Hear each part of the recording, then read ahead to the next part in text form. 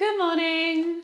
I promised I would do a pigeon tutorial, so here it is. We want to stretch into our glutes. We also want to stretch into our hip flexors. So there's lots of different modified versions that we can do that can help us with that. How do we get into pigeon? Probably the easiest way is either to come from downward facing dog or from plank. So you can choose whether you move from here, from a plank, or a downward facing dog. For the point of today, there are other ways, but just for the point of today.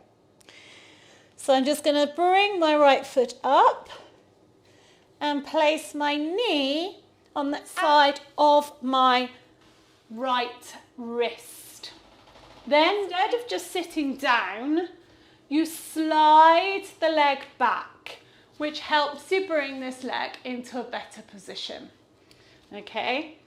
If you just sit down, then you've got a really uncomfortable place here and nowhere for this hip to go, and you're not finding that stretch. So you bring the knee to the outside of the wrist and you slide back. The back leg is in line, a nice straight line from the hip to the knee to the ankle. Now, if you find when you're in this position, it's too much through this hip, too much through this knee, you need to use a prop. So you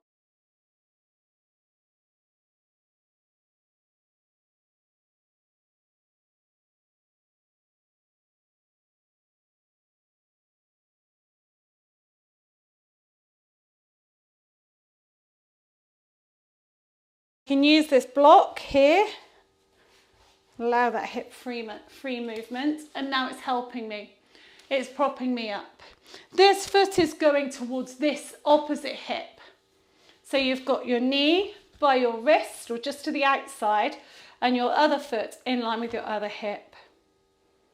Okay, so as I am here, I'm stretching into this hip flexor here. If I wanted to deepen the glute stretch, I could come forwards over that leg. You could use a prop underneath the head, or you might have the ability to go all the way down here. Okay. So if you can't put pressure through your knee, what can you do? How can you get the same benefits of pigeon pose and without putting pressure through the knee? Lots of times we come into this figure of four, and really you look at the position, it's really similar. So we bring the leg up, we open in the hip, and then instead of where we bring our body towards our leg when we're in pigeon, we bring the leg towards the body. And you can draw that in here. One thing to think about is the foot position. You don't want to twist that ankle, so let's flex the foot so you've got a strong foot position here.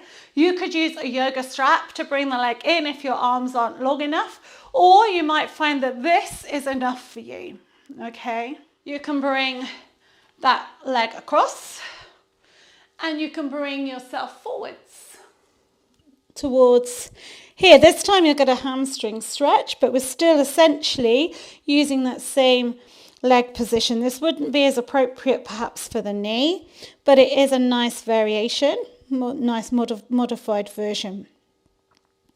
Okay, make sure you do both sides.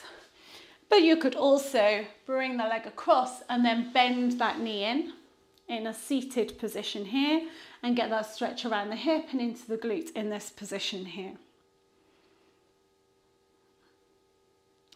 You can make pigeon more difficult, more progressive, taking the arm behind, rotate the shoulder back and bring the foot into the hand.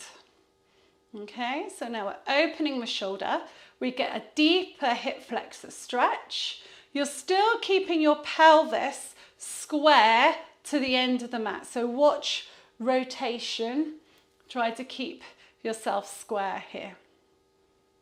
Okay, so there we go, a few variations on pigeon that can also be used to get the same benefit, but also taking it into some progression.